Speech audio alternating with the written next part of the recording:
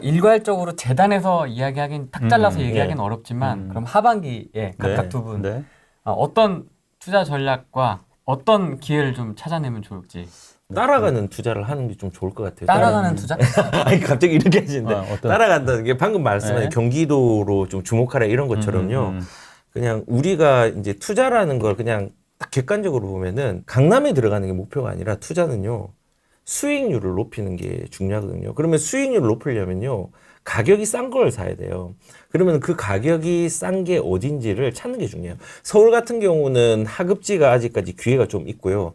그 다음에 경기도 같은 경우는 이제 가격들이 좀 덜 올라온 지역들이 꽤 있거든요. 아까 말했던 평택도 저는 개인적으로는 기회가 될 수 있다고 생각하고, 뭐 구리도 기회가 될 수 있다고, 의왕도 기회가 될 수 있고, 안산도 기회가 되고, 기회가 있는 데가 되게 많이 있단 말이에요. 돈을 조금 작게 들여서. 그런 데를 내가 찾는 노하우를 잘 알아서, 저는 기준이 있습니다. 거래량도 보고 여러 가지 보니까는.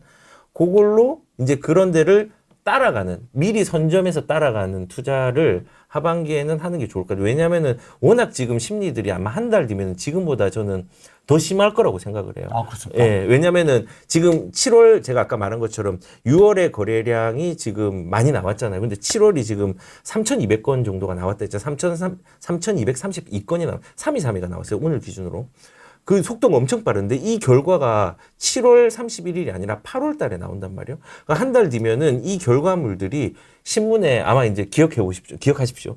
대서특별될 겁니다. 야, 지금 거래량이 이렇게 터졌다. 그러면은 이 언론에서 나오는 걸 보고 사람들의 심리들이 동료가 되는 타이밍이 또 올 거란 말이에요. 그러면은 그게 또 이제 가격들을 확산시키는 역할들을 저는 또 할 거라는 생각도 좀 들긴 해요. 그래서 지금은 추격하고 따라가는 투자들로 그 틈새들을 잘 발견해서 특히 저는 경기도 쪽하고 조금 길게 보면은 인천하고 부산 쪽. 저는 부산도 지금 사실은 좀 기회라고 해요. 부산을 투자를 무조건 하라는 게 아니라 부산에는 시기적 투자의 시점이 저는 돌아있다고 생각을 하거든요. 되게 좋은 물건이 많더라고요. 얼마 전에 부산 갔는데 부동산 얘기하는데 이것도 사고 싶고 저것도 등기병이 도지려고 해요, 갑자기.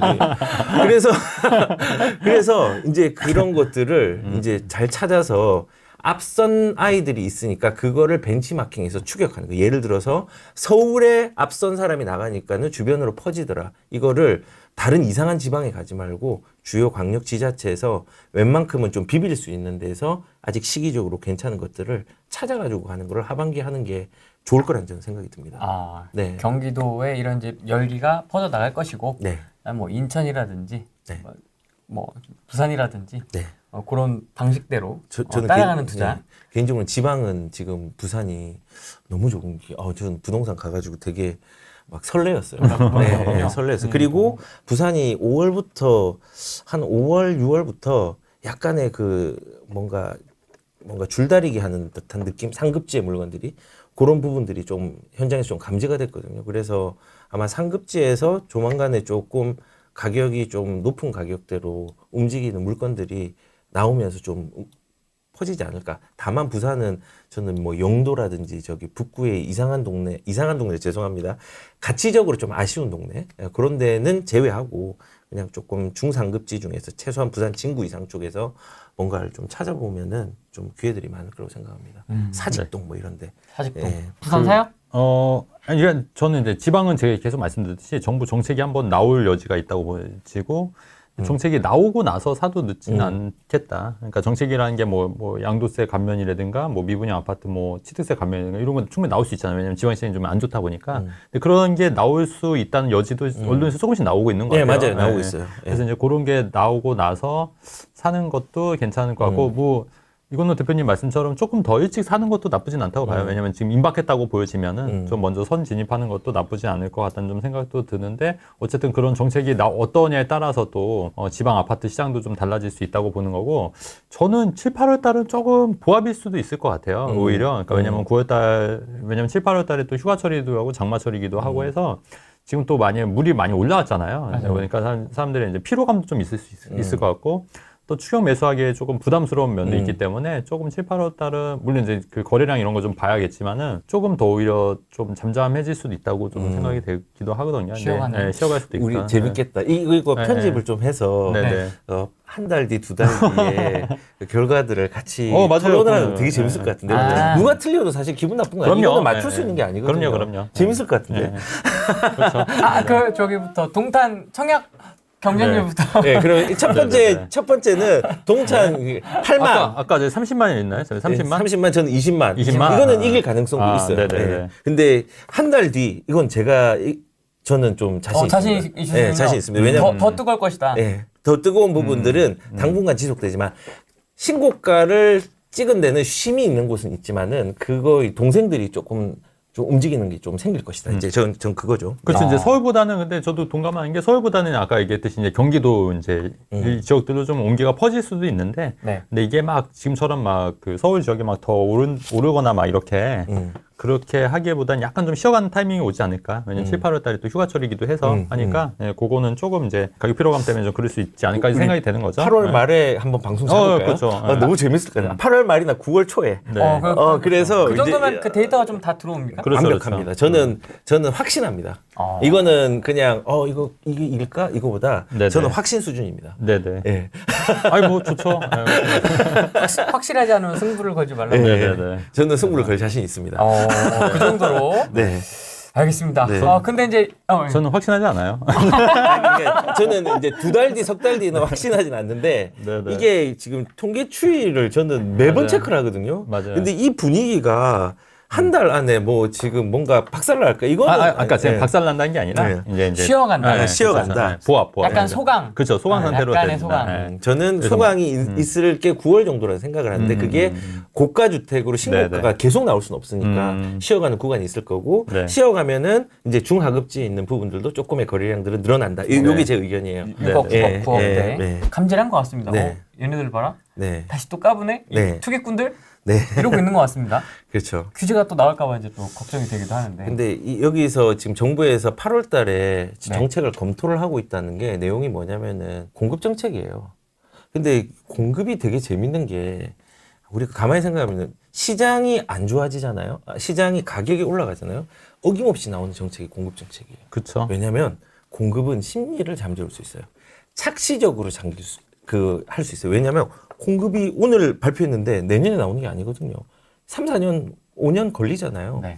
그렇기 때문에 이 공급 정책이 나왔다는 건 시장이 반증적으로 뭔가가 움직이고 있다는 거고 그거를 잠재우기 위해서 이런 정책들이 사실은 저번에 뭐 7차 장관 점검 회의에서도 얘기를 들어보니까는 뭐 이제 공급 정책에 대해서 뭐 얘기를 하고 있다. 그거더라고요. 그러니까 시장이 심상치 않고 그리고 이렇게 이제 한 달에 한 번씩 뭐 이제 부동산 관련된 점검 회의를 해가지고 한다는 거는 시장이 거꾸로 지금 가격이 올라가고 있는 부분들이 좀 심상치 않은 부분들을 반증한다라고 생각을 해요. 근데 이거를 쉽게 잠재우지 못하는 게 아까 말한 것처럼 바로 나올 수 있는 건 아니고 효과가 나올 수 있는 거는 대출이라든지 세금이라든지 이런 게 바로 한두 달 정도는 빡세게 나오게 할 수 있어요.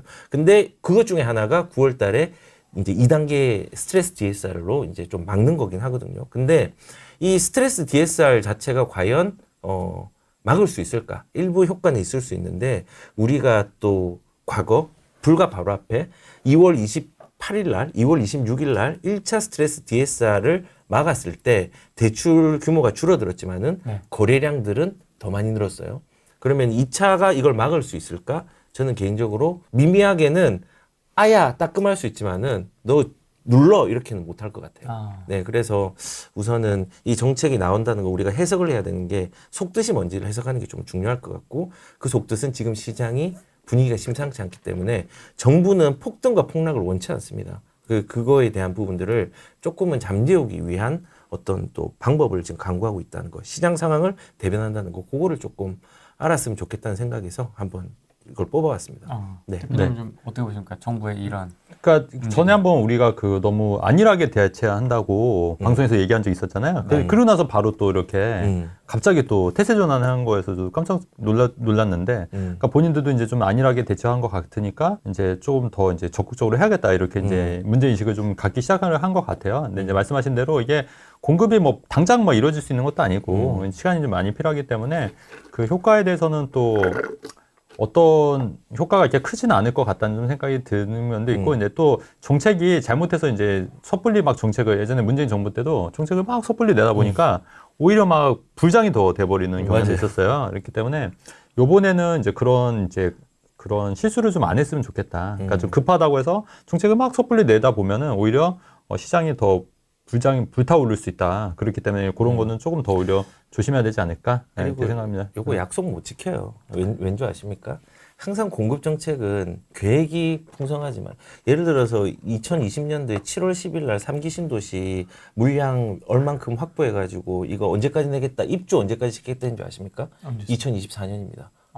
지금 어떻습니까? 맞아요. 이제 뭐 땅 이제 본 청약 한다고 하잖아요. 못 지킵니다.